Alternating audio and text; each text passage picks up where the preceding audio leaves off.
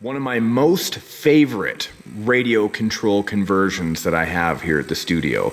This is an old school, late 70s, all metal Tonka truck, a dump truck that has been converted for me a few years ago by my friend Judd Phillips of JRP RC. Check this out. Those are working on actuators, basically a worm gear that twists like a screw drive and pushes the whole payload area up. Same on the tail end.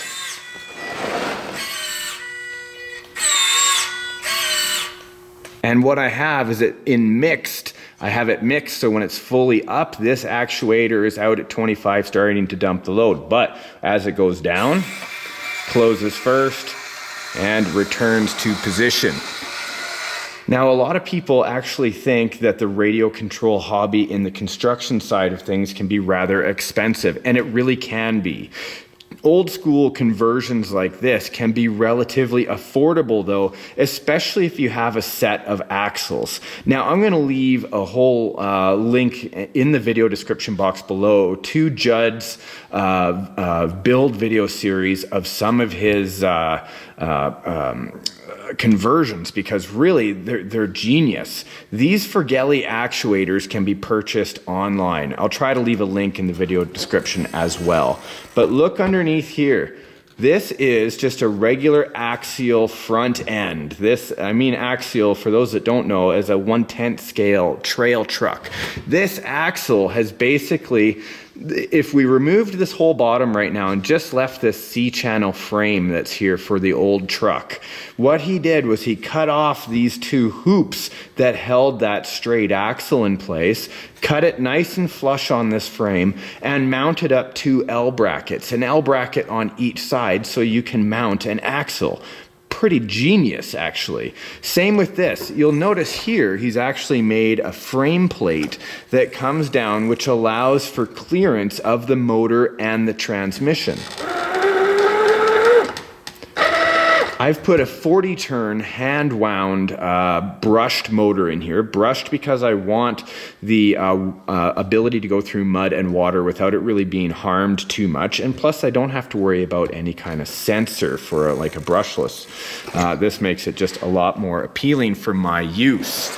Now, underneath here, I do have a Tekin FXR ESC, which is the speed controller I'm using for this ride. A 3S LiPo is simply mounted behind this base plate right here. And the BEC that we have in there, which is a battery eliminator circuit, or elimination circuit, really is kind of a confusing name when all it is a power regulator. It makes sure that it gets the power to everything, including the waterproof servo, as well as the motor and the actuators. So there you go. That's a great explanation of this truck. Really, if you're looking at a conversion, whatever you find this old truck for, a set of axles and tires. These are old tires I had on my original SCX-10 Wraith. I got a text. There is no suspension because even a full-scale ride like this, it doesn't get any suspension because of the weight of the payload.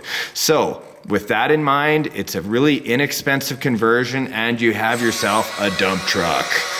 Now, if you enjoyed today's episode, go ahead and give it a like click. Maybe we even earned your subscription. Lots of power in the back of this and lots to learn on RC Adventures. My friends, thanks for tuning in today. Let me know, are you a fan of ground RC, air RC, or are you out in the water with a boat? I want to know. Let me know in the comments section below, and we will see you in the next episode of RC Adventures. Now get outside and have some fun with RC. Bye.